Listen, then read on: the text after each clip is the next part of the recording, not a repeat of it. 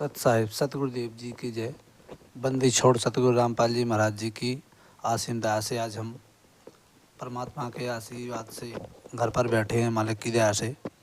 तो हमने आज विचार विवश किया है कि आज किस टॉपिक पर वीडियो बनाया जाए और हमारे भाई बहनें जगत भाई हैं जो बर्बाद हो रहे हैं, इस बर्बादी से कैसे बचेंगे। क्योंकि हमारे गुरु जी ने संत रामपाल जी महाराज जी ने बर्बादी होने से बचा लिया है।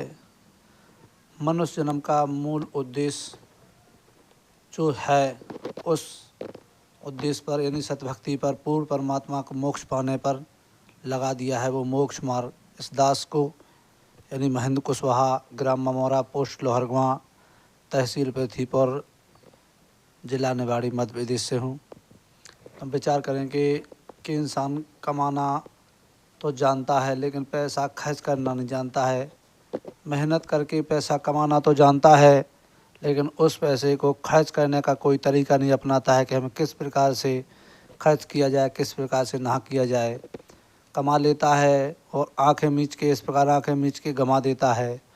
जब इतने मेहनत का पैसा कमाते हैं तो उस पर विचार तो करना चाहिए कि हमने पसीने डाले की कमाई को ऐसे नहीं गंवाना चाहिए।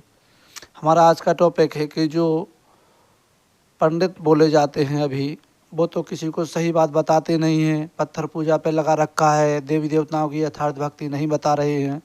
संत रामपाल जी महाराज वेद पुराण उठा के सभी को बता रहे हैं कि इस पंडितों यानी ठगियों से बचें, क्योंकि ये तो ठगने ये तो अपनी दुकानदारी चला ही रहे हैं।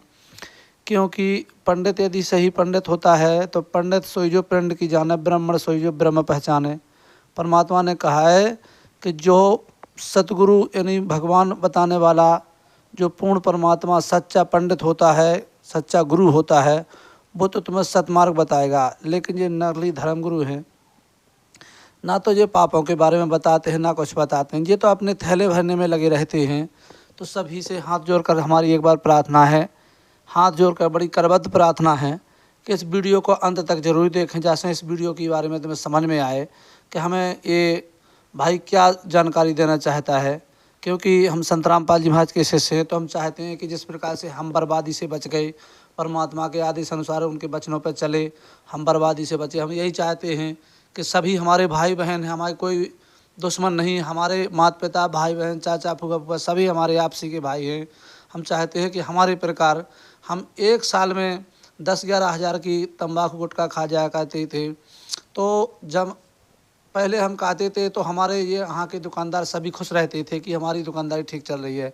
ठीक इसी प्रकार जो ब्राह्मण समाज है, आज पंडित है, जैसे बच्चा होता है तो सबसे पहले बच्चा होता है तो नामकरण से स्टार्ट करते हैं। पूरे जीवन भर की इस वीडियो में पूरी जीवन हिस्ट्री हमारी बुद्धि के अनुसार जितना हमारा दिमाग दौड़ रहा है उतना हम आपको बता रहे हैं। तो इस वीडियो पर ध्यान करें कि जब जन्म होता है बच्चा का तो जन्म तो देते हैं, माँ 9 महीने पेट में गर्भ धारण कर लेती हैं। जब बच्चा होता है तो उसका नामकरण कराने हम कहाँ जाते हैं?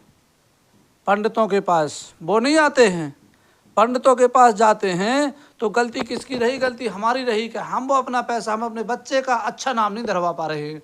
जब वहाँ जाते हैं तो पंडित के हम पाँव पड़ते हैं, बैठते हैं, पंडित जी आसन पर बैठते हैं, गद्दी पर हम नीचे बैठ जाते हैं।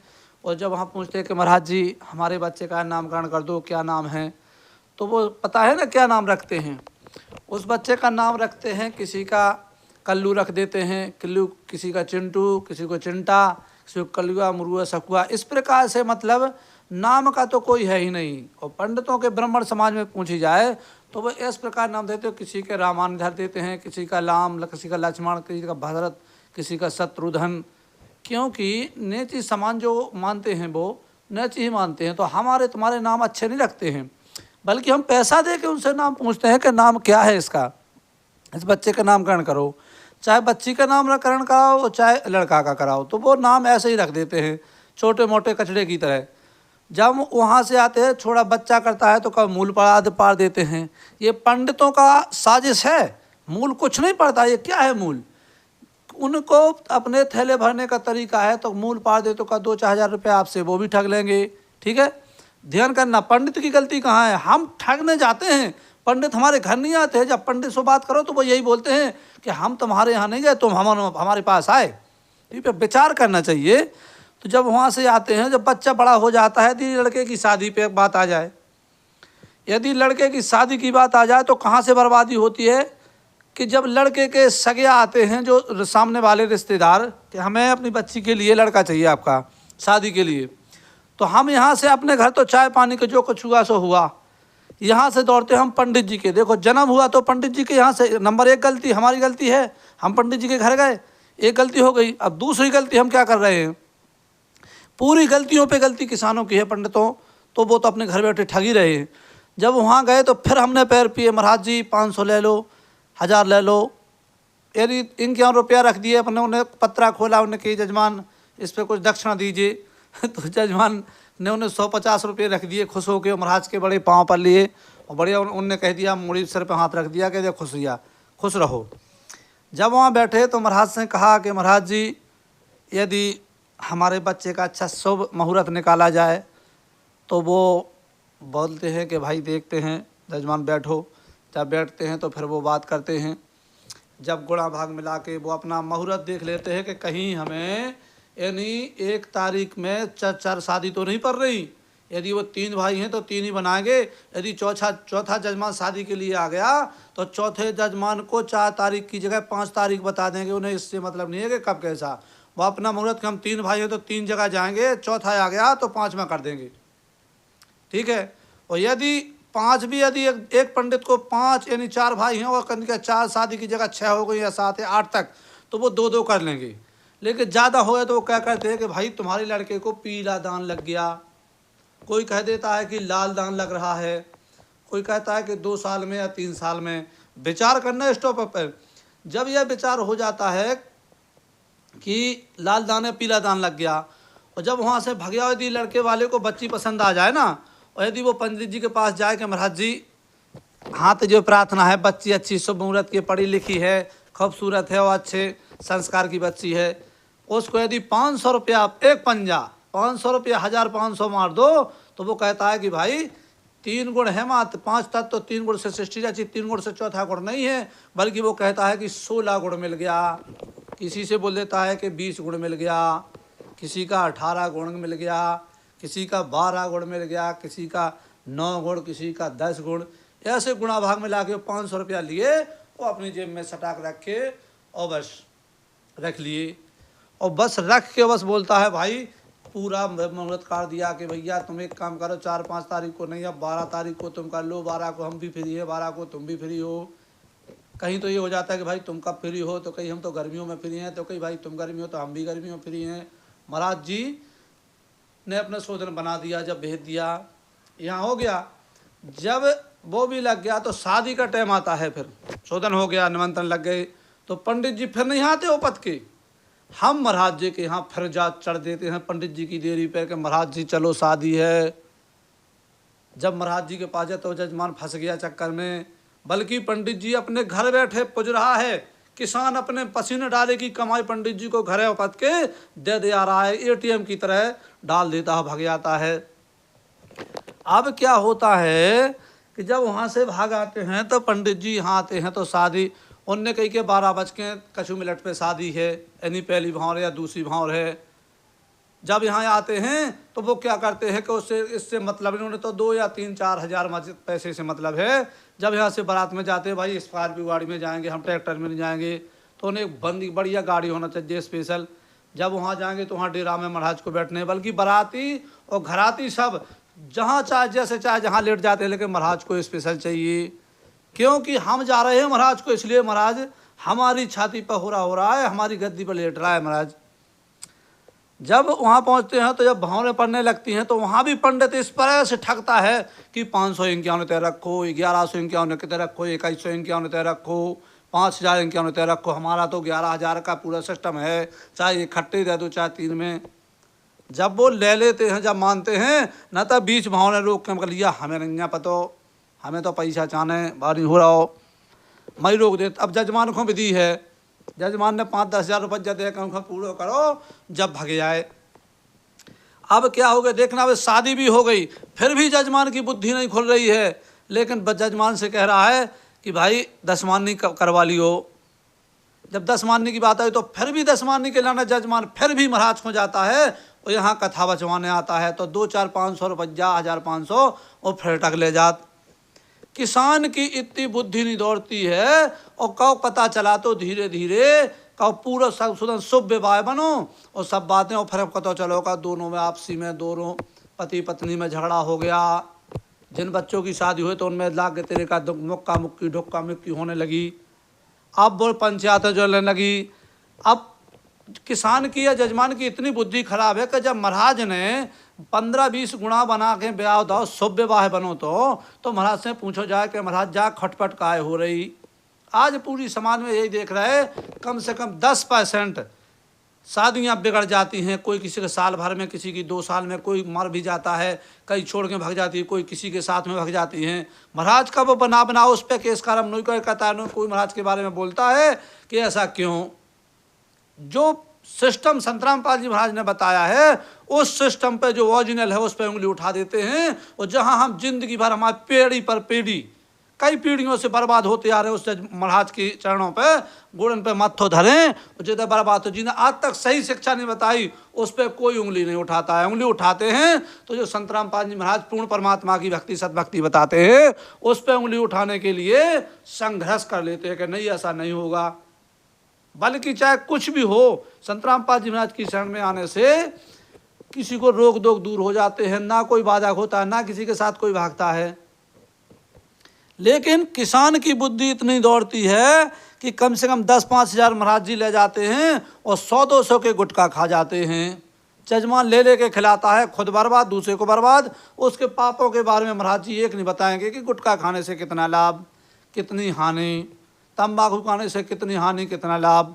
उन्हें इससे कोई मतलब नहीं। चाहे खा के अब भाई मर जाओ, चाहे बारात लौट के घरे आए तो चाहे लड़का बहू मर जाए और चाहे लड़का के बा मताई मार जाए, चाहे बिटिया के बा मताई मार जाए। और महाराज ये को टोट दे देते कि भैया जजमान लड़का एक है, धूमधाम से करियो ब्याह, 5-5 सब्जी हो चाहिए, 5-5 मिठाई हो चाहिए और बढ़िया धूमधाम से चूल से बोला पूरे गाँव फुल रिश्तेदार को छूट ना जाए। महाराज को तो जरा जा लगत के कभी जी हमारे चरण पे से उठ ना जाए कभूँ, हमेशा तई गड़गड़ात रहें। फिर भी आए फिर महाराज से कोई नहीं पूछेगा, लेकिन पंचायतें जोड़ने लगेंगे।